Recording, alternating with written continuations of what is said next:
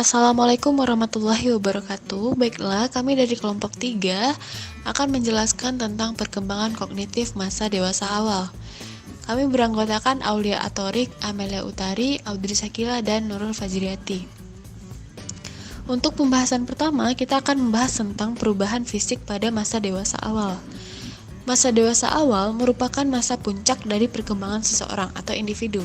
Pada masa ini merupakan masa transisi dari masa remaja yang masih dalam keadaan bersenang-senang dengan kehidupan mereka. Dan pada masa ini pula lah individu akan menemui permasalahan dalam hidup mereka dan mereka akan menyelesaikannya dengan sebaik mungkin. Adapun ciri-ciri yang dapat kita lihat dari perubahan fisik dewasa awal. Yang pertama kita lihat dari segi kesehatan. Pada masa ini ada pola makan yang tidak teratur, makan berlebihan, kebiasaan merokok, alkohol, tidak berolahraga, dan lain-lain. Itu akan berdampak buruk dengan kesehatan dan ini akan mempengaruhi kepuasan hidup mereka. Yang kedua, pola makan dan berat tubuh. Pola makan dan berat tubuh ini juga mempengaruhi seseorang pada masa dewasa awal. Yang ketiga, kita dapat melihat dari olahraga secara teratur. Para peneliti telah menemukan bahwa olahraga tidak hanya berguna untuk menjaga kesehatan fisik, namun juga kesehatan mental. Olahraga dapat memperbaiki konsep diri saat mengurangi kecemasan dan depresi. Yang keempat ada penyalahgunaan obat. Pada masa ini banyak anak yang mabuk-mabukan, penyalahgunaan obat seperti narkoba atau obat-obatan lainnya. Karena pada masa ini orang tua sudah tidak terlalu ketat lagi mengawasi anaknya, sehingga terjadilah kebebasan pergaulan dan ingin mencoba suatu hal yang baru. Selanjutnya ada seksualitas. Masa beranjak dewasa adalah kerangka waktu di mana kebanyakan individu aktif secara seksual dan belum menikah. Kita dapat melihat 3 macam seksualitas. Yang pertama, orientasi dan perilaku seksual. Orientasi seksual merupakan sesuatu yang bersifat kontinum dari relasi yang eksklusif antara pria wanita hingga relasi eksklusif di antara sesama jenis. Yang kedua, ada infeksi yang ditularkan secara seksual. Infeksi yang ditularkan secara seksual, penyakit yang terutama ditularkan melalui seks atau hubungan intim maupun genital oral dan seks anal genital. Yang ketiga, ada perilaku kekerasan seksual dan pelecehan seksual. Pelecehan seksual terjadi karena seseorang menggunakan kekuasaannya atas individu lain secara seksual dan menghasilkan dampak psikologis yang serius pada korbannya. Nah, teori tahap perkembangan kognitif dewasa awal dibagi atas beberapa periode, diantaranya akuisisi, pencapaian, tanggung jawab, eksekutif, dan reintegratif. Nah, yang pertama itu ada akuisisi. Mulai di periode ini, orang dewasa awal akan bertanggung jawab sepenuhnya secara individu. Nah, karena itu ia harus menanamkan struktur kognitifnya dalam pengertian lebih luas. Yang tujuannya tidak hanya lagi akuisisi, tapi sekarang dia menjadi perhatian pencapaian kompetensi. Nah, anak dan remaja telah menguasai pengetahuan dan keterampilan, tetapi hanya sebatas menguasai saja dan belum digunakan untuk kepentingan hidupnya dalam masyarakat. Yang kedua itu pencapaian. Tahap pencapaian ini menurut usia terjadi dari akhir remaja hingga awal 30-an. Orientasi individu pada masa ini menggunakan pengetahuan dan keterampilan yang dikuasainya untuk mencapai keunggulan diri dan kemandirian diri. Yang ketiga itu ada tanggung jawab. Nah, transisi pada periode ini dimulai pada umur 30-an hingga 60-an. Periode ini adalah periode akuisisi yang cakupannya lebih luas, yang diarahkan pada tujuan dari tahap pencapaian yang akan diganti dengan pola yang memfasilitasi integrasi tujuan jangka panjang dan juga tanggung jawab pada keluarga. Pada tahap ini, individu menggunakan pengetahuan dan pemikirannya untuk memecahkan berbagai masalah. 4. Eksekutif. Untuk beberapa individu, tahap ini dimulai pada usia 30-an dan awal 40-an. Nah, pada tahap ini individu mempunyai tanggung jawab yang luas, bukan hanya dalam unit keluarga tetapi juga dalam sistem kemasyarakatan. Yang kelima, reintegratif. Tahap terakhir perkembangan kognitif yaitu reintegratif. Tahap reintegratif ini berlangsung pada umur 60 tahunan ke atas.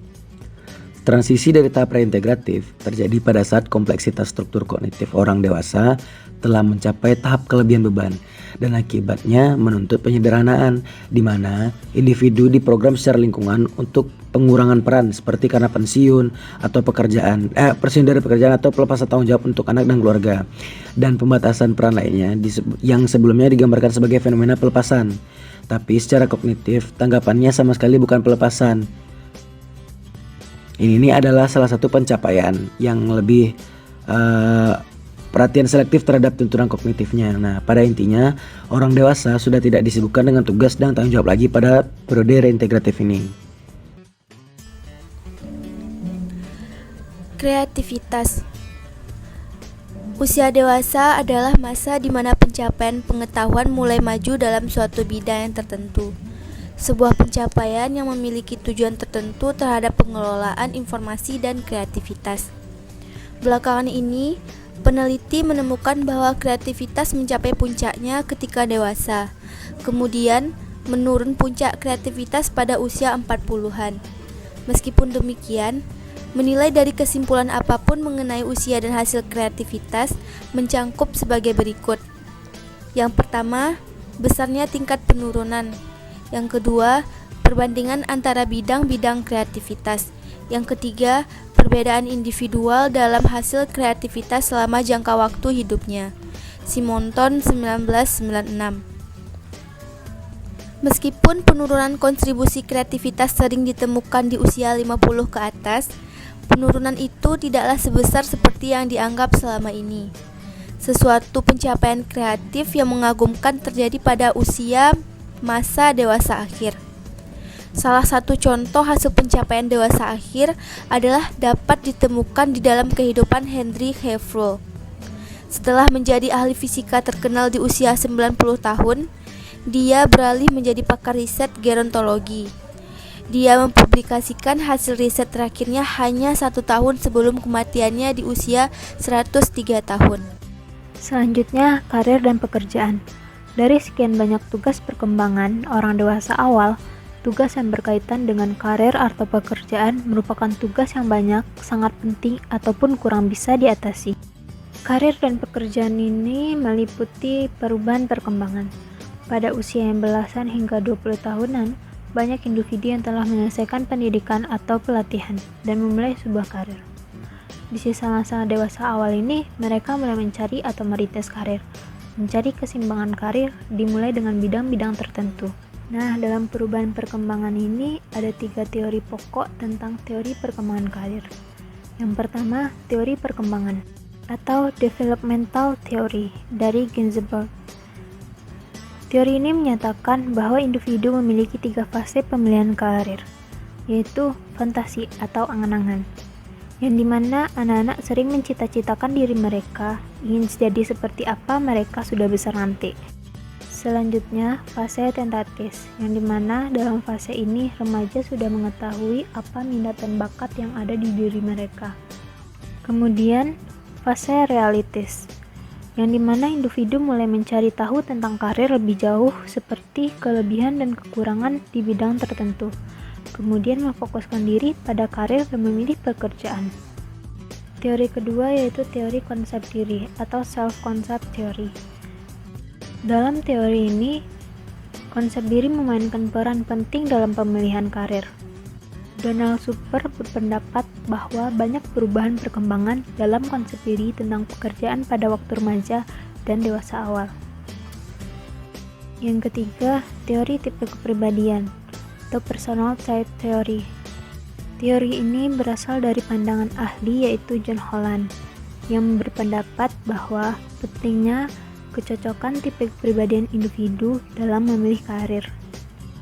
Holland mengemukakan 6 tipe kepribadian dasar yang berhubungan dengan karir, yaitu realistik, investigasi, artistik, sosial, wiraswasta, dan konvensional. Dalam karir dan pekerjaan, kita harus menemukan jalan dan tujuan hidup.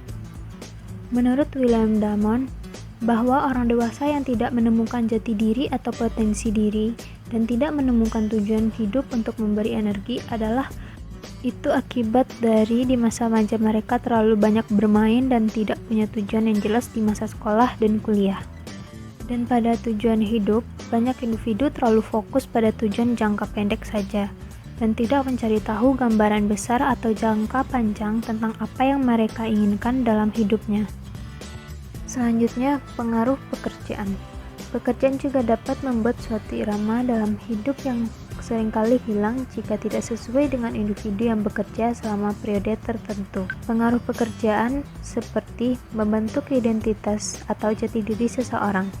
Selanjutnya, memberi efek positif dan negatif. Kemudian, sepertiga kehidupan diisi dengan pekerjaan.